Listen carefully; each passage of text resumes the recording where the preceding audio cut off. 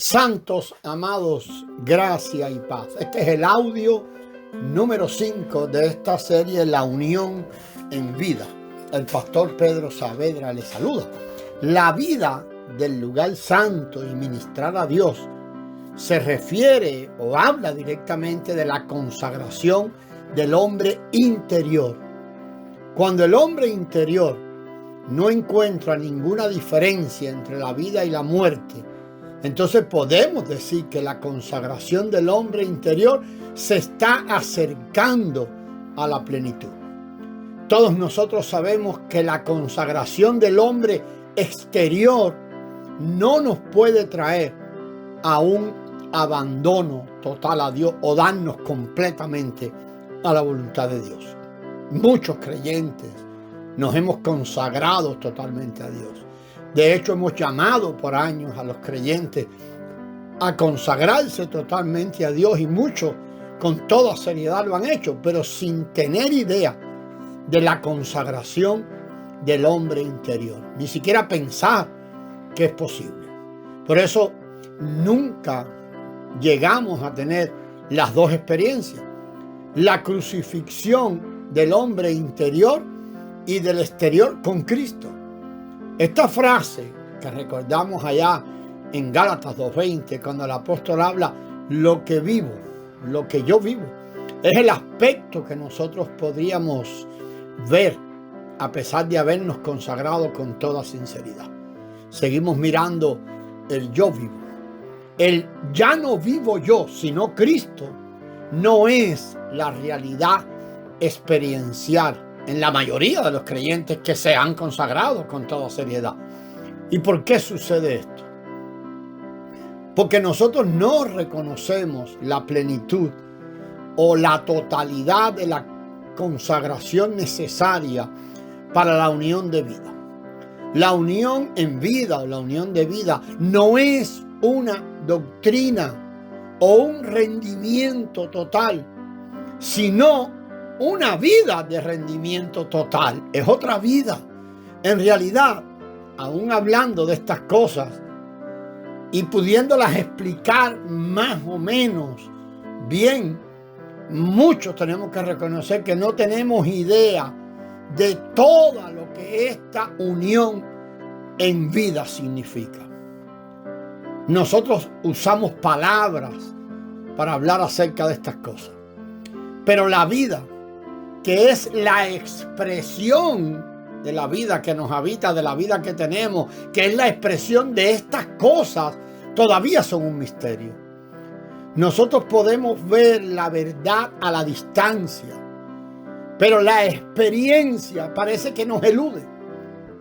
A esta vista le llamamos visión espiritual, pero es de otra dimensión. Nosotros sabemos que Moisés se paró frente al monte Nebo, en el monte Nebo, y vio la tierra prometida, pero él nunca pudo entrar en esta experiencia. Muchos en el pasado pueden haber tenido esta visión y algunos aún podemos haberla experimentado en su plenitud. No dudamos que algunos hermanos podrán haber hecho. Creemos que esta generación de hoy está mucho más cerca de la realidad de esta unión en vida que ninguna otra generación. ¿Por qué? Porque los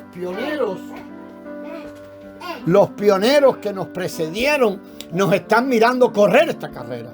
Aún así es absolutamente posible que esta generación va a pasar y esta verdad de unión con vida siga sin ser restaurada en la iglesia como una experiencia, no como una doctrina, como una experiencia.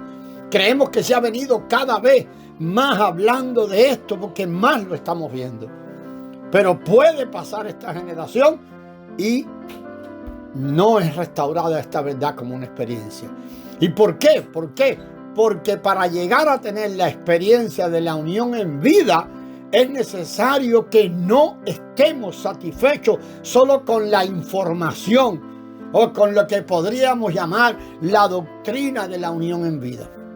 Si estamos satisfechos solamente con eso, la experiencia de tener esta vida, de expresar esta vida, nos va a eludir. El tener el rol de hijo, por definición, es compartir la vida del padre. O sea, un hijo es quien comparte la vida del padre. Tener su vida.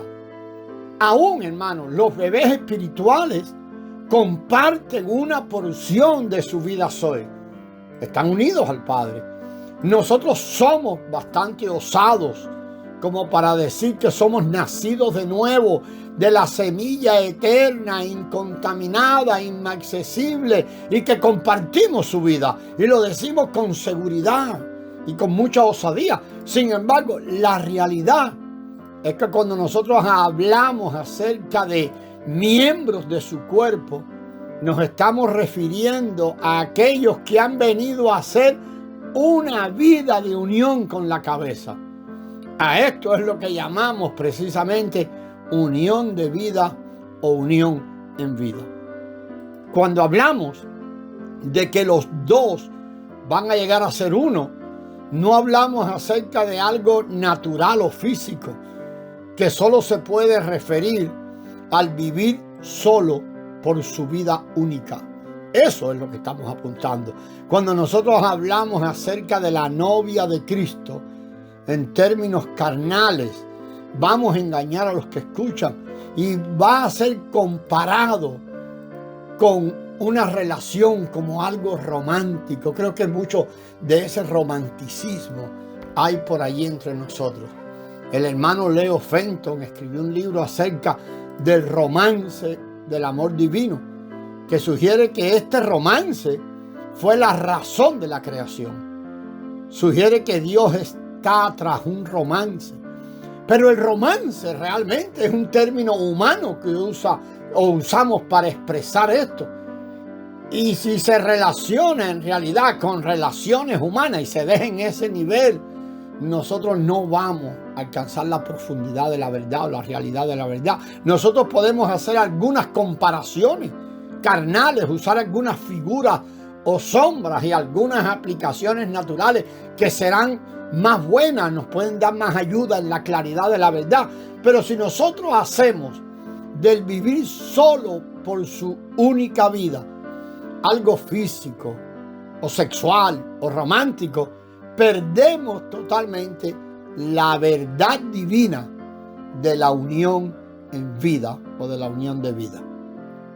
Nos preguntamos, ¿podemos nosotros realmente sacar todo esto de Juan 15? De ahí de Juan 15 es que sacamos todo esto. No, pero la verdad de la unión en vida sigue estando allí, aunque muchos digan que no lo ven. Así que la verdadera pregunta no es, hermano, pero todo eso está allí en Juan 15. No, la pregunta verdadera es esta. ¿Es esta unión de vida con el Creador la vida cristiana normal o es alguna forma corrupta de misticismo romántico? Para terminar, vamos a leer Juan 15, la porción del 5 al 8. Yo soy la vid, vosotros los pámpanos. El que está en mí, yo en él, este lleva mucho fruto, porque separados de mí, nada podéis hacer. El que en mí no estuviere será echado fuera como mal pámpano y se secará, y lo cogen y lo echan en el fuego y arden. Si estuvieres en mí y mis palabras estuvieren en nosotros, pedid todo lo que quisieres y os será hecho.